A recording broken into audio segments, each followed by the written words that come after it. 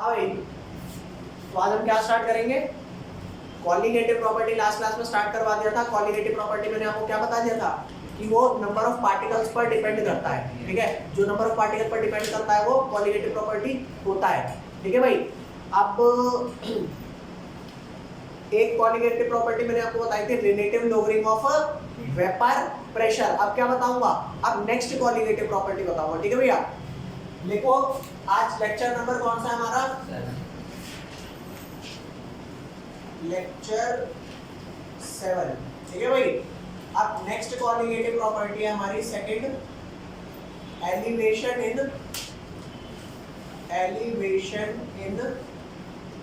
Boiling point. Elevation in boiling point, ये हमारी next colligative property है। अब एलिवेशन इन बॉइलिंग पॉइंट समझाने से पहले सबसे पहले मैं आपको ये समझा दूं बॉइलिंग पॉइंट क्या होता है। ठीक है भैया, आज तक हमने बॉइलिंग पॉइंट को क्या पढ़ा था? आज तक बॉइलिंग पॉइंट को ये पढ़ा था कि एक ऐसा टेम्परेचर जिस पर लिक्विड क्या हो जाता है, बॉइल। तो वो क्या हो गया? बॉइलिंग टेम्परेचर हो गया, बॉइलिंग पॉइंट हो गया। अब मैं इस वाली डेफिनेशन से हट करके एक अलग डेफिनेशन आपको बता रहा हूँ। तो नेक्स्ट डेफिनेशन याद देना। मान लो कोई लिक्विड है, वो लिक्विड आपने कुछ ऐसे रखा हुआ है। ठीक है भैया, अब ये लिक्विड आपका कुछ वेपर प्रेशर लगाएगा। मान लो ये वेपर प्रेशर लगा रहा है, कितना वेपर प्रेशर लगा रहा है? 400 mm ऑफ Hg। मान लो ये जो वेपर प्रेशर है, किसका वेपर प्रेशर है? ये P0 ऑफ वाटर है। किसका है भैया? P0 of water. तो जब ये आप बॉईल कर दोगे तो इसके पार्टिकल सारे हवा में मिल जाएंगे, और जब हवा में मिल जाएंगे तो क्या आप उसको ढूंढ पाओगे कि ये तू वाटर है, मैंने तेरे को देखा था लिक्विड फेज में? क्या कभी ऐसे जज कर पाऊंगा इसको? बोलो भैया, अगर मैंने सारा लिक्विड बॉईल कर दिया, सारा लिक्विड अगर बॉईल कर दिया तो सारे लिक्विड के जो पार्टिकल्स थे वेपर में कन्वर्ट हो जाएंगे, और वेपर में कन्वर्ट हो जाएंगे और हवा में मिक्स होने के बाद वो पहचान आएंगे कि तू वाटर है, मैंने तेरे को देखा था लिक्विड फेज में। ऐसे होगा क्या? पहचान आएगा? नहीं पहचान आएगा। तो वो जो वाटर वेपर आपके हवा में मिक्स कर गए, वो एसेंशियली जो प्रेशर हवा का है ना, उसी के प्रेशर बराबर हो गया होगा। अरे यार, किसी भी चीज को हवा में मिलना है तो जो प्रेशर हवा का है वही प्रेशर उस चीज का हो जाना चाहिए। तो मैं आपको बताता हूं कि एट सी लेवल जो हवा का प्रेशर होता है ना, उसको मैं बोलता हूं at sea level air pressure is 1 atm। At sea level क्या होता है? Air pressure 1 atm। जैसे जैसे मैं ऊपर जाऊंगा, पहाड़ों पे ऊपर ऊपर जाता जाऊंगा, तो एयर प्रेशर कम होगा या बढ़ेगा? कम होता जाएगा। समझ रहे हो? तो प्रेशर 1 atm ही रह जाएगा, 1 atm से कम हो जाएगा। अब आप बताओ 1 atm की क्या वैल्यू होती है? 1 atm की वैल्यू होती है 760 mm ऑफ मरकरी। ठीक है भाई, एट 1 atm क्या होता है? 760 मिलीमीटर ऑफ Hg। 1 atm पे इतना होता है, और ये वो प्रेशर है जो सी लेवल पे हमारे एयर का प्रेशर है। और पता है, जब भी आप किसी लिक्विड को, जैसे मान लो ये लिक्विड है, आप इसे बॉईल कर रहे हो, तो हमारी सराउंडिंग का क्या प्रेशर है? हमारी सराउंडिंग का जो प्रेशर है ना, मैं उसे बोलता हूँ एक्सटर्नल प्रेशर। ठीक है, तो हमारे को सोच करके देखो, अगर मैं इसे हीट कर रहा हूँ, अगर मैं इसको हीट करूँगा तो इसका वेपर प्रेशर बढ़ेगा या घटेगा? वेपर प्रेशर बढ़ेगा। तो आप उसको इसके तब तक हीट करना है जब तक इसका वेपर प्रेशर बढ़ करके एक्सटर्नल के बराबर ना हो जाए। और पता है, एक्सटर्नल में ये जरूरी नहीं है कि एक्सटर्नल हमेशा 760 रहेगा। हो सकता है अगर आप पहाड़ों पर ऊपर गए हुए हो तो हो सकता है आपका एक्सटर्नल प्रेशर 760 नहीं है, कितना होगा? 750 होगा, 740 होगा, 700 होगा। बस मेरे को अपने लिक्विड का वेपर प्रेशर हीट कर करके किसके बराबर कर देना है? एक्सटर्नल। किसके? एक्सटर्नल। 1 atm हो ना हो मेरे को मतलब नहीं है, एक ऐसा टेम्परेचर जिस पे लिक्विड का वेपर प्रेशर किसके बराबर हो जाए, that is called the boiling temperature. समझ गए या नहीं समझे? तो यहाँ पर लिखो बॉइलिंग पॉइंट क्या होता है। बॉइलिंग पॉइंट की डेफिनेशन क्या है भैया? लिखना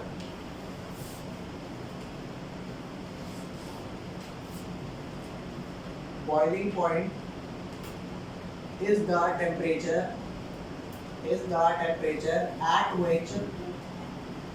at which vapor pressure vapour pressure of liquid becomes equal to किसके बराबर हो जाएगा इस एक्सटर्नल।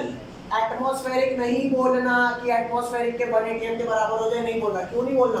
क्योंकि मेरे को नहीं पता बाहर 1 atm में कितना, मेरे को तो बस बाहर जो आ रहा है उसमें मिलाना है भाई।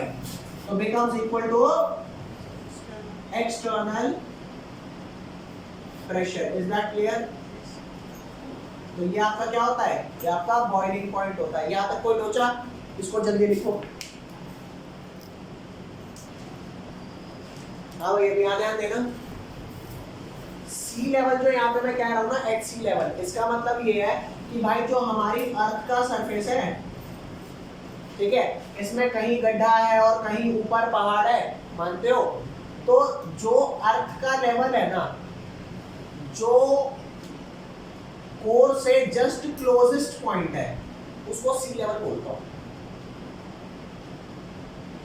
आप ये बात तो मानते हो कि अगर अर्थ में कहीं पर थोड़ा गड्ढा है तो वहां पे पानी जमा होगा? अरे बोलो। तो ये जो पार्ट है ये सी लेवल है। इससे हम ऊपर आए इस लेवल पर, और ऊपर जाएंगे, और ऊपर गए, और ऊपर। तो मैं सी लेवल से जितना ऊपर जाता जाऊंगा प्रेशर कम होगा, ज्यादा होगा? प्रेशर कम होता जाएगा। तो सी लेवल पे सबसे ज्यादा प्रेशर क्यों है? क्योंकि सबसे ज्यादा ग्रेविटी यही लग रही है। समझ गए बात? तो ये था सी लेवल का मतलब। अभी ये वाला मामला है सी के, हाँ सी जस्ट, ठीक है। तो ये वाला लेवल आपका सी लेवल है, ठीक है भैया। तो कुल मिलाकर के ये आपकी हो गई बॉइलिंग पॉइंट की डेफिनेशन। अब आपको मैं ये वाली जो एलिवेशन इन बॉइलिंग पॉइंट है, ये वाली कोलिगेटिव प्रॉपर्टी करा रहा हूँ, ठीक है। ये मिटा दो ना, ये सब मिटा दो। अब आप सिर्फ यहाँ ध्यान दो, ये बॉइलिंग पॉइंट की डेफिनेशन थी। अब जो करा रहा हूँ ये elevation in boiling point colligative property है। तो ये यहाँ से स्टार्ट हो रहा है बेसिकली। आप मान करके चलो ये आपका एक ग्राफ है। इस एक्सिस पर टेम्परेचर है। टेम्परेचर का कोई भी वो हो सकता है, क्या बोलते हैं, यूनिट कोई भी हो सकते हैं, डिग्री सेंटीग्रेड या कहते हैं जो भी हो। और इस एक्सिस पर आपका क्या है? Vapour pressure. क्या है भैया यहाँ पर? वेपर प्रेशर, ठीक है जी। ये वाली एक्सिस कौन सी है आपकी? वेपर प्रेशर की। बोलो, ये वाली एक्सिस टेम्परेचर की। तो मान लो वेपर प्रेशर यहाँ 100 है, या 200 है, 300 है, 400 है, 500 है, 600 है, ऐसे ही ऊपर क्या होगा? 700, 800 ऐसे जाएगा ना। और उसकी यूनिट क्या है? उस वेपर प्रेशर की यूनिट है मिलीमीटर ऑफ मरकरी। तो यहाँ पर कितनी हो गई? 100, यहाँ 200, 300, ऐसे 400।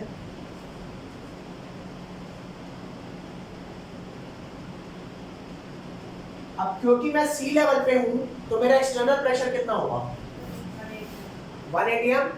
ये जो लिखा हुआ है, तो इससे कम या ज्यादा तो नहीं होगा, हल्का फुल्का कम ज्यादा मैं अभी छोड़ देता हूँ, मान लेता हूँ इतना प्रेशर है। तो फिलहाल मेरा जो 1 atm पर है, कितना मामला है भैया? 760 कहीं यहाँ पर आएगा? बोलो भाई। तो ये हो गया 180 is equal to 760 millimetre of mercury. Is that clear? ठीक है।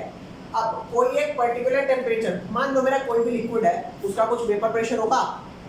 टेम्परेचर बढ़ाऊंगा वेपर प्रेशर बढ़ेगा, टेम्परेचर घटाऊंगा वेपर प्रेशर। तो मैं ये मानता हूँ किसी भी पर्टिकुलर टेम्परेचर पर लिक्विड का वेपर प्रेशर 400 था। कोई कम वोलेटाइल लिक्विड होगा, उसका वेपर प्रेशर कम होगा। कोई ज्यादा वोलेटाइल होगा, उसका वेपर प्रेशर और ज्यादा होगा। समझे? तो यहाँ पर ध्यान दें। अब आप अगर टेम्परेचर बढ़ाओगे लिक्विड का, तो उसका वेपर प्रेशर बढ़ते बढ़ते बढ़ते बढ़ते बढ़ते बढ़ते बढ़ते बढ़ते एक टाइम ऐसा नहीं आ जाएगा जब 760 को टच कर जाएगा।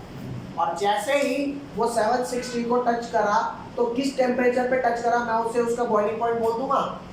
तो ये जो टेम्परेचर मेरा आया है, ये वाला, क्या मैं कह सकता हूँ कि ये boiling point of that liquid है। और क्योंकि वो लिक्विड हमारा प्योर था, तो मैं कहूंगा कि ये जो बॉइलिंग पॉइंट आया है, ये प्योर सॉल्वेंट का आया है। बोल भाई है? अब अगर आप इस सॉल्वेंट के अंदर नॉन वोलेटाइल सॉल्यूट डाल दो, क्या चीनी, नमक, कुछ भी डाल के घोल दो, तो नॉन वोलेटाइल सॉल्यूट डालने पर वेपर प्रेशर क्या होता है? कम हो जाता है। तो जो वेपर प्रेशर एक पर्टिकुलर टेम्परेचर पे पहले 400 था, अब घट के 250, 200, 100 कुछ हो जाएगा। तो मान लिया मैंने, कुछ भी कम वाला मान लो यार, मान ले 200 हो गया, अरे 250 मान ले, जिस टेम्परेचर पे पहले 400 था उसी टेम्परेचर पे कम नहीं हो जाएगा। तो अब तेरे को बॉईल करने के लिए ज्यादा टेम्परेचर की नीड होगी या कम? और ज्यादा, क्योंकि एफर्ट और ज्यादा लगाने पड़ेंगे। तो चेक करके देख, अब तू बॉइलिंग पॉइंट बढ़ाते बढ़ाते बढ़ाते बढ़ाते टेम्परेचर बढ़ाते बढ़ाते पहले इस टेम्परेचर तक आते आते वो यहाँ पहुंच गया था, लेकिन क्योंकि बहुत लॉस हो गया ना वेपर प्रेशर का, तो और टेम्परेचर लगाना पड़ेगा। तो और लगाते लगाते लगाते लगाते लगाते लगाते भाई और ज्यादा टेम्परेचर पे 180 पहुंचा। तो अब जो ये आपका टेम्परेचर आया है, ये आपका बॉइलिंग पॉइंट ऑफ सॉल्यूशन है। क्यों? क्योंकि जैसे ही आपने सॉल्वेंट में सॉल्यूट डाला तो वो सॉल्यूशन बन गया ना जी। तो ये वाली लाइन किसकी है? ये वाली लाइन आपकी किसकी है? सॉल्यूशन की। Is that clear? अरे बोलते भाई ये सॉल्यूशन की लाइन है। और चेक करके देख, पहले अगर बॉइलिंग पॉइंट ये था तो अब इतना बढ़ नहीं गया, बोलो। तो ये बढ़े हुए में से ये छोटा वाला माइनस करूंगा तो चेंज आ जाएगा। तो इस चेंज को मैं बोलूंगा डेल्टा टी बी। अब आप बताओ इस अमाउंट से बढ़ गया है घटा है? बढ़ गया। हाँ, तो अगर तुम टीबी नॉट में प्लस करोगे ना ये डेल्टा टीबी, तो आपका आएगा temperature of boiling of solution, मतलब बॉइलिंग टेम्परेचर ऑफ, बोलते भाई। तो क्यों हमने इसको बोला एलिवेशन इन बॉइलिंग पॉइंट? क्योंकि बढ़ गया। कितना बढ़ गया? जो ये डेल्टा था, समझ गए? अब सोच करके देखो, आप सॉल्यूट अगर डालते ही इसके अंदर तो क्या इसका वेपर प्रेशर घटता? तो क्या बॉइलिंग पॉइंट बढ़ता? तो क्यों बढ़ा? वो इसलिए बॉइलिंग पॉइंट बढ़ा क्योंकि आपने सॉल्वेंट में सॉल्यूट डाल दिया, वेपर प्रेशर घटा दिया। अब आप जितना ज्यादा सॉल्यूट डालोगे उतना वेपर प्रेशर घटेगा और उतना बॉइलिंग पॉइंट बढ़ेगा। समझ गए? तो अब यहां ध्यान देना, जो आपका चेंज इन बॉइलिंग पॉइंट है ना, वो डायरेक्टली प्रोपोर्शनल पता है किसके है? कितना ज्यादा सॉल्यूट डाला है। अब वो जो सॉल्यूट डालोगे एक फिक्स अमाउंट ऑफ सॉल्वेंट में डालोगे, तो हम उसे डिफाइन करेंगे मोलालिटी से, क्योंकि मोलालिटी क्या होता है? Number of moles of solute upon में mass of solvent in kg. तो ये डेल्टा टी भी डायरेक्टली प्रोपोर्शनल पता है किसके होता है? मोलालिटी के। मोलालिटी को मैं स्मॉल m से लिखता हूं या बड़े m से? Very nice, small m। और डायरेक्टली प्रोपोर्शनल साइन हटाऊंगा तो क्या हो जाएगा? Constant into m। इसको बोलते हैं मोलल एलिवेशन कांस्टेंट। क्या बोलते हैं? क्योंकि बढ़ रहा है ना, और क्योंकि मोलालिटी पे आया है तो मोलल और बढ़ रहा है एलिवेशन और कांस्टेंट है, कांस्टेंट। तो निक भैया इसका नाम क्या है? इसका नाम है मोलल एलिवेशन कांस्टेंट। और इसका एक और नाम है एब्यूलियोस्कोपिक कांस्टेंट। ये बता क्या समझ नहीं आया इसमें? बोलो भाई, कोई ऐसा पार्ट जो नहीं समझ में आया? लिख लो, सोचो, जो नहीं समझ आया मेरे को बताना, जल्दी लिखो। है? तो ये याद ध्यान देना, ये जो Kb की वैल्यू है ना, ये Kb की वैल्यू फिक्स होती है सॉल्वेंट के लिए। जब तक आपका सॉल्वेंट फिक्स रहेगा तब तक Kb की वैल्यू चेंज नहीं होगी, चाहे तू कितनी मोलालिटी ले लेके कितना ही टेम्परेचर चेंज। समझिए बात है। यहाँ पर मैं लिख रहा हूँ जो Kb कांस्टेंट है, value of Kb only depends on किस पे? नेचर ऑफ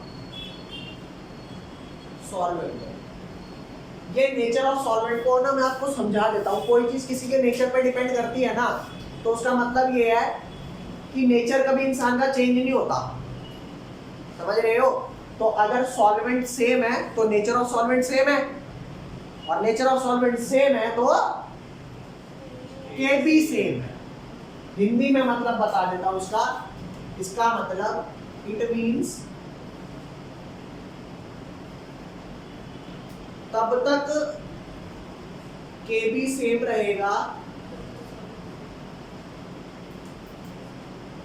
जब तक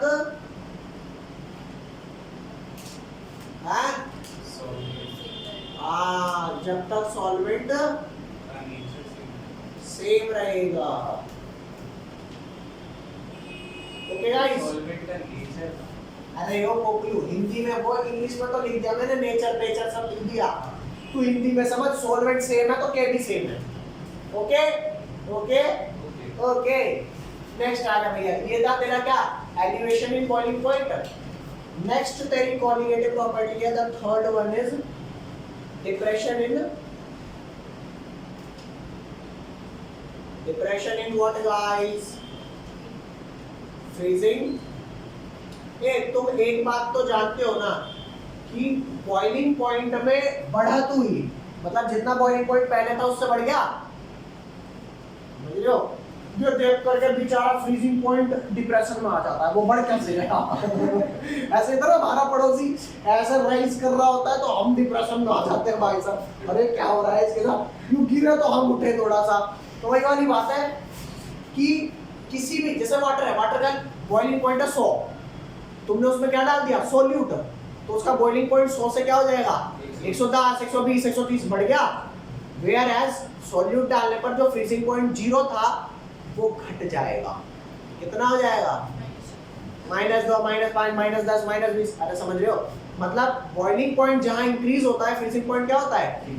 इसलिए हमने पढ़ा कि एलिवेशन हो रहा है बॉइलिंग पॉइंट का, लेकिन डिप्रेशन हो रहा है वेरी नाइस। तो यहाँ पर ध्यान देंगे, सब कुछ सेम है सिवाय बॉइलिंग पॉइंट की डेफिनेशन पे। सोच करके देखना, एक लिक्विड था, इधर तसल्ली से भाई देख ले रहे, पहले लिखे मत ना, ये लिक्विड था, इसका कुछ वेपर प्रेशर आ रहा था, आपने हीट किया नीचे से तो वेपर प्रेशर राइज करेगा, और जब लिक्विड का वेपर प्रेशर आरी पास की गैस के बराबर होगा तो वो किस में मिल गया, एक्सटर्नल प्रेशर के बराबर हो गया, तो वो गैस पड़ गया ना।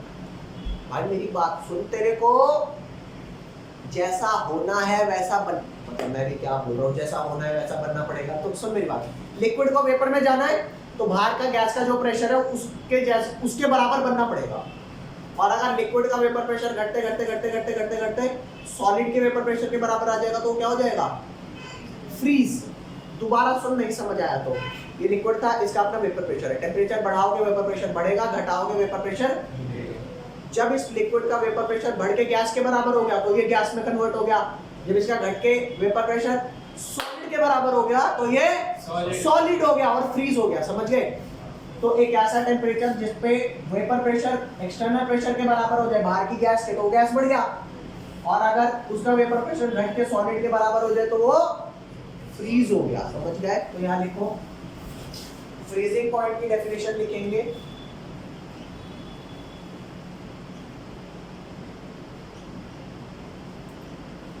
the temperature at which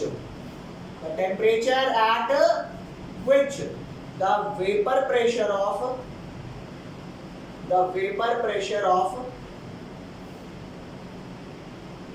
liquid, वो लिक्विड का वेपर प्रेशर किसके बराबर हो जाएगा, हाँ, वेपर प्रेशर ऑफ सॉलिड, उसी का सॉलिड पार्ट, समझ गए। मान लो भाई, vapour pressure of the liquid becomes equal to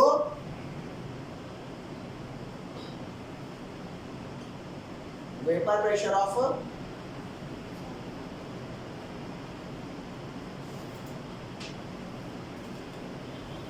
solid is called freezing point, FP, freezing point. Is that clear? अब ये राइट पोर्शन मिटा दूं भैया, आउट ऑफ इट, ये मिटा दे राइट पोर्शन।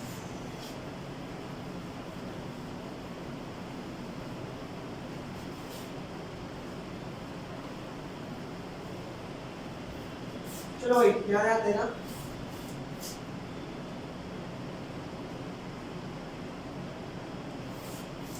ये मान लो ये कर्व है, वही यहाँ पर क्या है, टेम्परेचर, और यहाँ क्या है, वेपर प्रेशर। इस वेपर प्रेशर की यूनिट क्या है,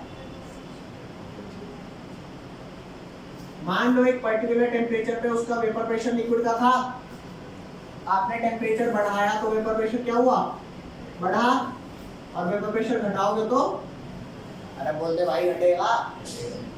अब एक बात तो बेटा तुम जानते हो कि किसी भी चीज का टेम्परेचर बढ़ाओगे बढ़ाओगे बढ़ाओगे तो क्या वो उसी स्टेट में रहेगी? नहीं रहेगी ना, एक टाइम पे स्टेट चेंज करेगी। तो जिस टेम्परेचर पे स्टेट चेंज करेगी मैं बोल दूंगा बॉइलिंग पॉइंट, अगर लिक्विड से वेपर गई है तो, और घटते घटते घटते घटते घटते घटते अगर लिक्विड से वो सॉलिड हो गई तो इसको बोलूंगा फ्रीजिंग पॉइंट। समझ गए? तो यहाँ ध्यान देना, अगर लिक्विड का वेपर प्रेशर जो प्योर सॉल्वेंट है उसका ऐसे है, तो एक टेम्परेचर ऐसा आएगा जहां पे उसका वेपर प्रेशर कुछ ऐसा हो जाएगा कि पहले वेपर प्रेशर क्या हो रहा था, ऐसे घट रहा था, अब ऐसे घट रहा है, मतलब कर्व में चेंज आया ना। तो जहां पे वेपर प्रेशर ऐसे घट रहा था और जहां पर थोड़ा सा चेंज आया उसके शेप में, तो इस वाले पार्ट को मैं बोलता हूँ फ्रीजिंग पॉइंट। और नॉट लगाता हूँ इसलिए क्योंकि ये प्योर सॉल्वेंट का है। मैं तुम्हें एक बात समझाना चाहता हूँ अगर तुम्हें नहीं आई समझ पे, क्योंकि ये वाला ग्राफ जनरली समझ नहीं आता। वो बॉइलिंग पॉइंट वाला आ गया था, होता क्या है यहाँ पर लिक्विड था, लिक्विड लिक्विड लिक्विड लिक्विड, आप टेम्परेचर कम करे जा रहे हो करे जा रहे हो करे जा रहे हो, एक टाइम तो ऐसा आएगा ना जब वो फ्रीज हो जाएगा। तो यहाँ पे जैसे वह दिख रहा था ना, यहाँ पे थोड़ा सा अलग दिखेगा, यहाँ पे थोड़ा ज्यादा स्टीप दिख रहा है और यहाँ पे कम स्टीप दिख रहा है। स्टीप का मतलब है इंक्लिनेशन, ऐसे गाड़ी इजीली चढ़ा पाओगे या कोई ऐसी चढ़ाई हो तो ऐसी वाली पे। तो ये वाला थोड़ा ज्यादा स्टीप दिख रहा है और ये वाला थोड़ा कम दिख रहा है, तो यहाँ स्लोप बढ़ जाए। हाँ, तो स्लोप चेंज हुआ ना, तो ये वो पॉइंट है जो फ्रीजिंग पॉइंट है। समझ रहे हो? और ये वेपर प्रेशर की लाइन हो गई लिक्विड की, और ये उसके कौन से की लाइन हो गई? उसी के फ्रोजन पार्ट सॉलिड की। तो यहाँ पर आप लिख दो सॉल्वेंट, और यहाँ पर क्या लिख दो, ये वाला जो कर्व है ये उसी का फ्रोजन सॉल्वेंट है। फ्रोजन की स्पेलिंग क्या होगी? Frozen solvent. अरे बोल भाई, तो ये सॉल्वेंट हो गया, फ्रोजन सॉल्वेंट हो गया। पहले एक पर्टिकुलर टेम्परेचर पे जितना भी वेपर प्रेशर था, अगर उसमें मैं वो डाल दूंगा क्या बोलते हैं सॉल्यूट, तो जितना वेपर प्रेशर था वो घट नहीं जाएगा। तो वेपर प्रेशर घट गया, पहले कितना कम करना पड़ा टेम्परेचर उसे फ्रीज करने के लिए, अब कितना कम करना पड़ेगा? मेरे को सॉलिड वाले पार्ट के बराबर तो करना पड़ेगा। तो अब यहाँ पे आकर के वो बराबर हुआ सॉलिड की लाइन पे। समझ गए? तो इतना टेम्परेचर घट नहीं गया। ये हमेशा मीट करेगा। हाँ भाई, पहले इतना वेपर प्रेशर था, अभी घट गया। तो पहले अगर कम टेम्परेचर पे फ्रीज हो रहा था, अब और कम पे होगा। समझ रहे हो? इसका एक एप्लीकेशन बताऊं, जब जैसे जो बर्फीले इलाके होते हैं ना, बर्फीले इलाके कौन से होते हैं? मनाली मनाली सियाचिन वगैरह सब मान लो। तो यहाँ पर अक्सर रोडों पे बर्फ जम जाती है, तो गाड़ी इजीली चल पाएगी। गाड़ी कितने टेम्परेचर पे बर्फ जम जाती है वहां पे? 0 डिग्री पे। कितने पे? 0। मान ले वहां का टेम्परेचर -5 डिग्री सेंटीग्रेड है, और -5 डिग्री बर्फ तो ससुरी 0 पे ही जम जाती है। तो रोडों पे बर्फ मिलेगी नहीं मिलेगी? मैंने उस पे भैंस की पूंछ समुद्र से लाके दे नमक छिड़क दिया। नमक छिड़कते ही वो पानी में मिलकर क्या बना देगा? सॉल्यूशन। अब पता सॉल्यूशन का फ्रीजिंग पॉइंट उतना ही रहेगा या कम हो जाएगा? इतना नमक डाला भैंस, सस्ता है भाई साहब। एक नमक ही तो है जो सस्ता है, बाकी दाल चावल ये सब तो महंगी हो रही है। नमक हमने लाके, वो भी कौन सा, हमें आयोडाइज सॉल्ट डालना है, ले आए वहां से, नमक ही नमक डाल दिया। अब नमक डालते ही वो जो बर्फ बनी हुई है वो सॉल्यूशन बन जाएगी, और सॉल्यूशन का फ्रीजिंग पॉइंट, इतना बर्फ डालता हूँ कि इस बर्फ का फ्रीजिंग पॉइंट घट के भैंस की कुछ -10 हो जाए। तो टेम्परेचर सराउंडिंग का -5 ही है, तेने उसका टेम्परेचर क्या कर दिया? -10 फ्रीजिंग कर दिया। तो क्या बेचारा -5 पे जमा रह पाएगा? सारी बर्फ यारी कितनी जगह तो पिघल जाएगी सारी। अरे यूज नहीं आया समझ इसका? बोलो। है? मान ले तेरा फ्रिज है, बदमाश फ्रिज है, वो जो पानी तू अंदर डाले उसका बना दे बर्फ। टेम्परेचर कम करने का जुगाड़ है नहीं। तो अब अगर तेरे को बर्फ नहीं बनाना तो क्या करना है? उसमें तू शरबत बना दे, चीनी घोल दे, नमक घोल दे, नींबू घोल दे, ऐसा सोल्यूशन बना दे कि फ्रिज का भी नाश फिर जाए कि अब कैसे फर्क पड़ा। तूने इसका फ्रीजिंग पॉइंट तो बहुत कम कर दिया। नहीं आई बात अब भी समझ यार, ये एप्लीकेशन है। बोलो यस। यहाँ पर ध्यान दे। तो क्यों उसका फ्रीजिंग पॉइंट कम हो जाता है? क्योंकि तूने सॉल्यूट डालते ही उसका वेपर प्रेशर कम कर दिया। पहले जो इस टेम्परेचर पे फ्रीज हो रहा था वो और कम पे हुआ, तो ये आपका फ्रीजिंग पॉइंट कौन सा होगा? ये वाली लाइन आपकी हो गई सॉल्यूशन वाली। और सोच करके देखो, जितना सॉल्यूट ज्यादा डालोगे उतना कम होगा, उतना ज्यादा टेम्परेचर, उतना कम टेम्परेचर करना पड़ेगा। ठीक है, तो किसको बर्फ करने के लिए ज्यादा एफर्ट लगेंगे, सॉल्वेंट को या सॉल्यूशन को? क्यों एफर्ट ज्यादा लग रहे हैं? क्योंकि यार अब मुझे और ठंडा करना पड़ेगा। समझ गए?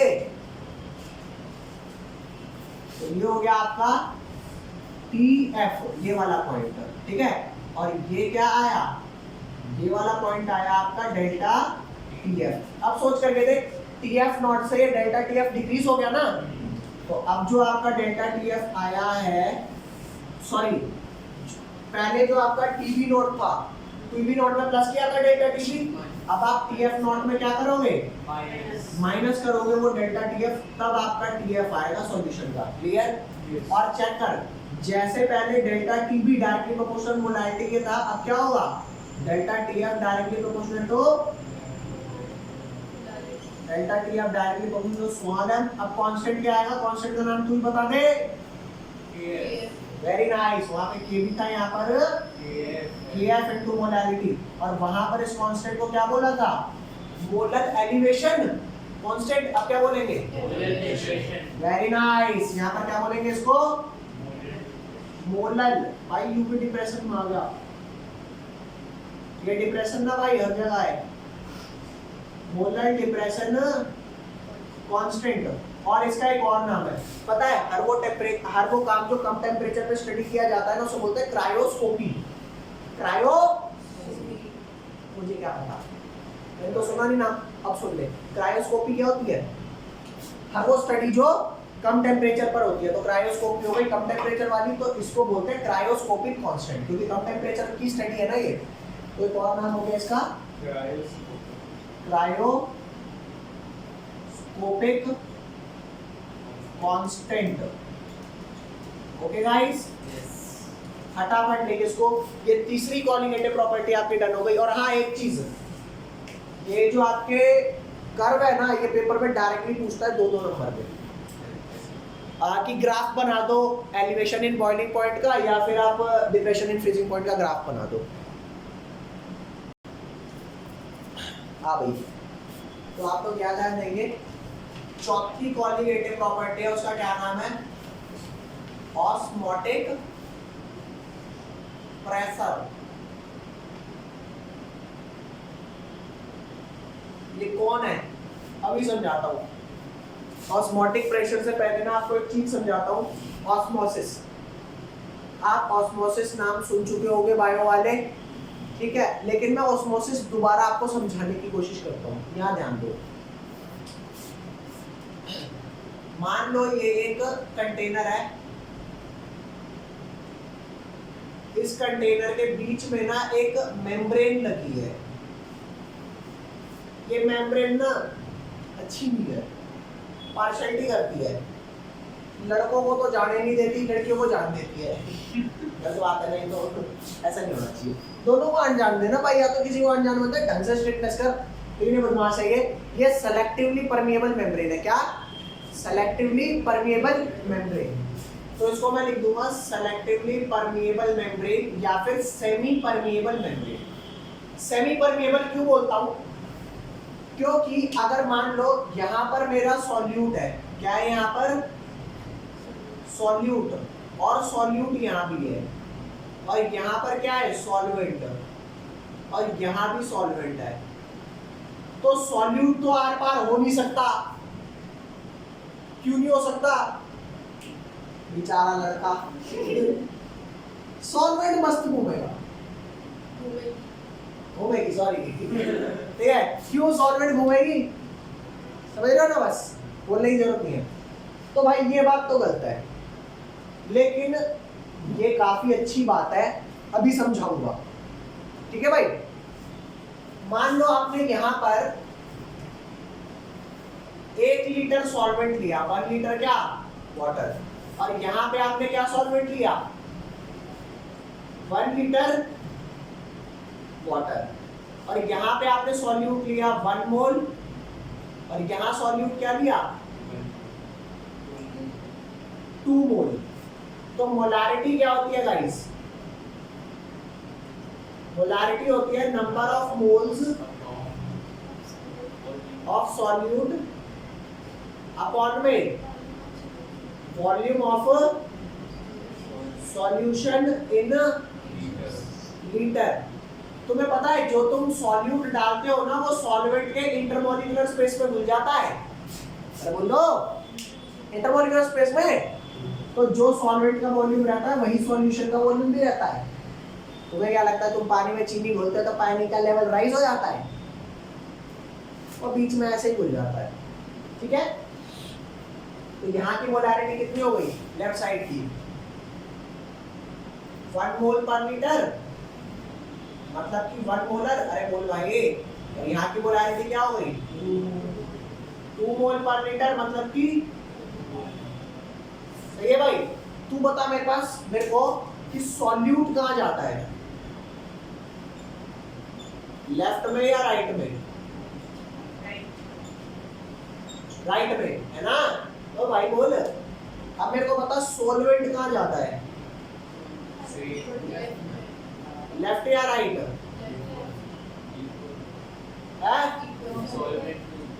इक्वल है, समझ आ गया? नहीं है? मान ले इस घर में 1 लाख कमाते, इसमें भी 1 लाख कमाते, बता कौन अमीर है? इतने 2 लोग रहते हैं, इसमें 10 लोग रहते हैं, दोनों वाले क्यों अमीर है? क्योंकि पर कैपिटा इनकम यहाँ ज्यादा हो रही है, 50,000 रुपए खर्चने को यहाँ पे वो गरीब बात। समझिए बात? वो तो भाई बस। तो यहाँ पर सॉल्वेंट कहाँ जाता है? यहाँ पे 1 मोल पे 1 लीटर है, यहाँ पे 2 मोल पे 1 लीटर पानी, यहाँ पे 1 मोल पे 1 लीटर, तो कहाँ पानी जाता है? कंपैरेटिव टर्म्स में अगर मैं बात करूं तो लेफ्ट साइड में पानी ज्यादा है। समझ गए? अब मेरी बात सुन, जहां पे सॉल्यूट ज्यादा होगा पानी हमेशा ही कंपैरेटिवली वहां कम होगा, क्योंकि यहाँ 2 मोल्स पर लीटर है, यहाँ 1 मोल्स पर लीटर है। अबे जिसकी कंसंट्रेशन ज्यादा वहां पे मोल्स ज्यादा पर litre.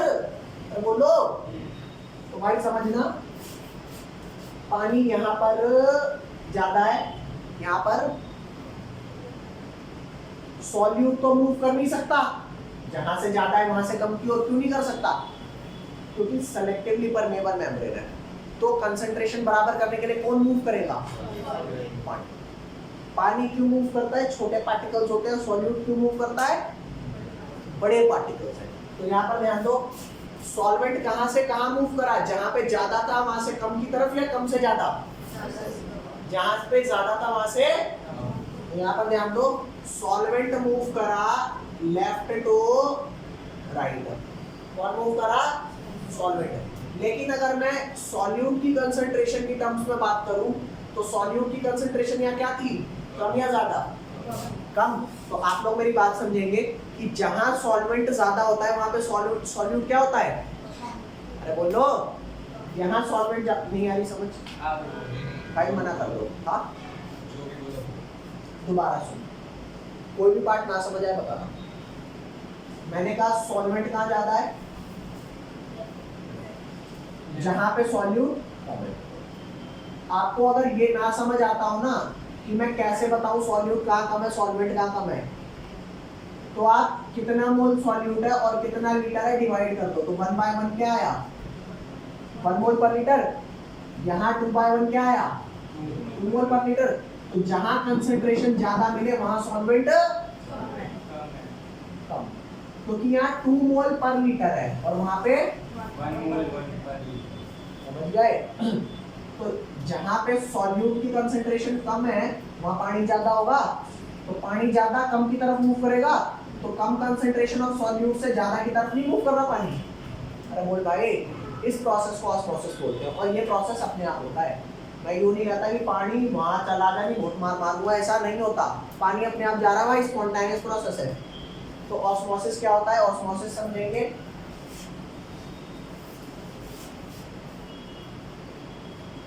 The movement of solvent particle, osmosis क्या लिखेंगे, द मूवमेंट ऑफ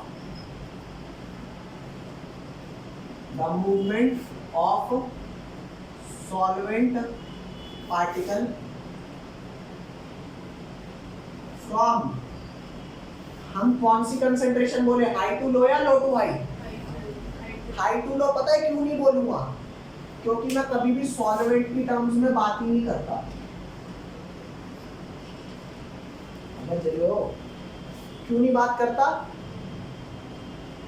पहले ही बताया था चैप्टर स्टार्ट करते हुए, कंसंट्रेशन किसकी टर्म्स में बात करी जाएगी?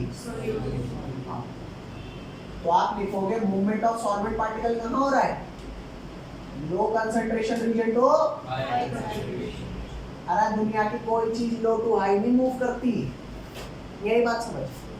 लो टू हाई सारी चीज हाई टू लो मूव करती है। अबे अगर यहाँ पे लो बोल रहा हूँ तो लो कौन, सॉल्यूट लो। तो अगर सॉल्यूट लो है तो सॉल्वेंट क्या होगा? तो वही तो कह रहा हूँ, मूवमेंट ऑफ सॉल्वेंट का लो कंसंट्रेशन टू हाई, ये भी समझ। पक्का आपको नहीं आएगी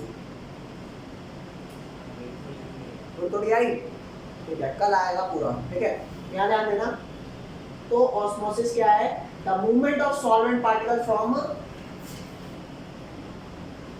लो concentration region to high concentration region। क्या मेरे को यहाँ ये लिखने की जरूरत है, low solute concentration region? Solute specify करने की जरूरत है? पता है क्यों नहीं है?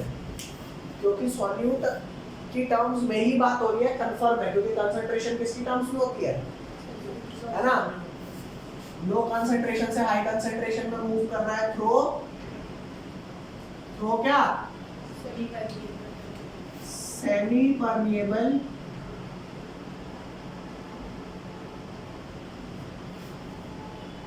membrane, is that clear? बोलो रे, is called osmosis। कोई लोचा है यहाँ तक? बोको भाई, ये पापा बोल दे रहे। ये अगर आपको समझ में आ गया तो अभी पहले यहाँ तक लिखो जल्दी से, फिर आगे करवाता हूँ। अब इधर ध्यान देना, मान लो अगर पानी इधर से इधर जा रहा है तो कुछ प्रेशर से जा रहा होगा, है? और जितना डिफरेंस होगा ना कंसंट्रेशन का ज्यादा, उतनी प्रेशर से जाएगा। और मान लो दोनों तरफ कंसंट्रेशन सेम हो गई तो पानी नहीं जाएगा। तो ये जो पानी फ्लो हो रहा है वो डिफरेंस इन कंसंट्रेशन की वजह से हो रहा है, समझ रहे हो? तो जिस साइड पानी जा रहा है, अगर मैं उस साइड उतना ही प्रेशर लगा दूं, ऑपोजिट डायरेक्शन में, तो पानी का फ्लो रुक जाएगा। मेरी बात सुनना, जितनी एक्ट के साथ ये भाग रहा है आकड़ के साथ, अगर उल्टा मैंने लगा दिया ना तो ये आएगा नहीं, और अगर ज्यादा लगा दिया तो जो तेरा ऑस्मोसिस हो रहा था ना वो तेरा रिवर्स ऑस्मोसिस हो जाएगा। आरओ होता है ना, तो घर में आरओ लगा होता है, रिवर्स ऑस्मोसिस। समझ गए? यहाँ ध्यान दो,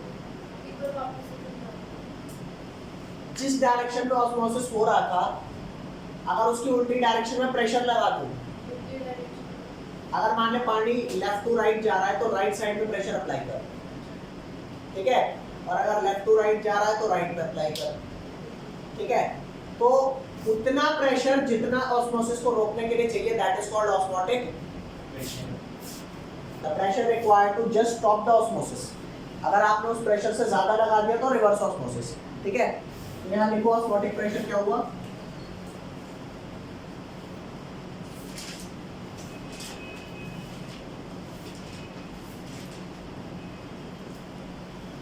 the pressure that just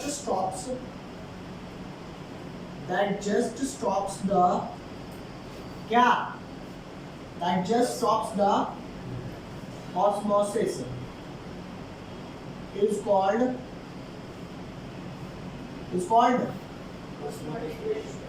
osmotic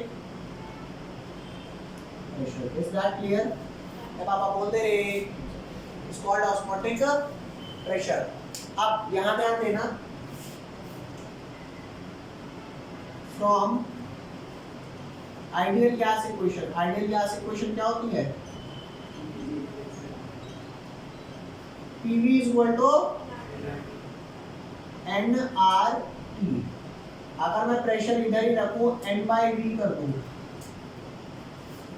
तो number of moles by volume क्या होता है?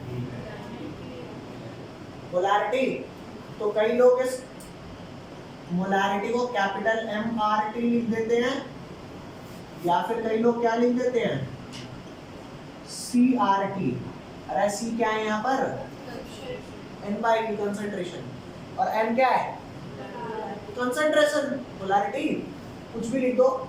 In book this is used. In NCERT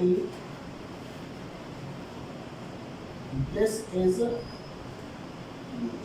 देखो जल्दी से इसे ये लिख लो, फिर लेफ्ट पार्ट मिटाऊंगा. ये लिख लिया भाई? तो भैया यहाँ ध्यान देंगे, where M is molarity. अरे मोलारिटी एक कॉन्सेंट्रेशन टर्म है. मोलारिटी कॉन्सेंट्रेशन टर्म होती है. या फिर आप क्या यूज कर दो? एंड C इज अरे ये भी मोलारिटी है, बस C क्या हो गया? Concentration term. अरे दोनों के मतलब क्या है? मोलारिटी. ठीक है. और एक बात याद रखना, P को मैं पाई लिखूंगा. मतलब भाई साहब खाली पने की हद होती है. P नहीं पाई बोलूंगा. भाई तू पागल है क्या? प्रेशर को प्रेशर रहने दे. नहीं मैं पाई बोलूंगा. तो उसके वैल्यू लेंगे आपके पास. क्या है? अबे ये पाई 22/7 नहीं है. बस सिंपल है ना? ऐसे नाम रख दिया. सिंबल से है बोलते भी पाई बोलते हैं. पाई है तो पाई बोलेंगे, है ना? एक तो चॉकलेट आती है ना, चोको पाई. तो वो चोको 22/7 थोड़ी होगी भाई. वो चोको पाई का मतलब पाई बस पाई है. वो 22/7 नहीं. कदे तुम वैल्यू रख के उसे सॉल्व कर दो, खा लो भाई उसे. तो पाई का मतलब यहाँ बस प्रेशर है. पाई को मैं यहाँ एक नाम देता हूँ, ऑस्मोटिक प्रेशर. अरे भाई चाहे ऑस्मोटिक प्रेशर हो चाहे कोई सा प्रेशर हो, है तो प्रेशर P रहने देना. तो फार्मूला क्या बन गया? पाई इज इक्वल टू, ओ भाई सब बताइए, pi is equal to CRT. ठीक है. अब मैं आपको एक बात लिखवा रहा हूँ. If pi is in ATM, अगर पाई आपको चाहिए एटमॉस्फेयर में लाना है, then use R is equal to 0.0821. If pi is in bar, अगर pi बार में लाना है, then use R in 0.0831. अरे बोल भाई फर्क कितने का है? बस 0.82 इतने का ही फर्क है भाई, और फर्क नहीं है. अच्छा इनकी यूनिट्स बता देता हूँ. आप में से कितने बच्चे जानते हैं कि PV = nRT होता है? सारे जानते हैं. R की वैल्यू क्या आ जाएगी? PV में आ गई. प्रेशर की यूनिट क्या हो सकती है? ATM. वॉल्यूम की यूनिट लीटर. N की यूनिट मोल. टेम्परेचर की यूनिट केल्विन. तो क्या यूनिट निकल के आई है? ATM लीटर पर मोल पर केल्विन. या फिर अगर प्रेशर ATM में ना हो, बार में हो, तो क्या वैल्यू निकल के आई? बार लीटर पर मोल। पर के तो यहाँ पर क्या यूनिट हो गई गाइस, यहाँ पर यूनिट हो गई एटीएम लीटर पर मोल पर केल्विन। अरे बोल भाई, और यहाँ क्या हो गया, बार लीटर पर मोल पर केल्विन। ओके, ये समझ में आया नहीं आया? यूनिट कैसे आई वो आप निकाल सकते हो, पीवी अपॉन एनटी कर लेना, वो रटना नहीं है यूनिट। कोई लोचा यहाँ तक? पक्का? जल्दी लिखो इसे।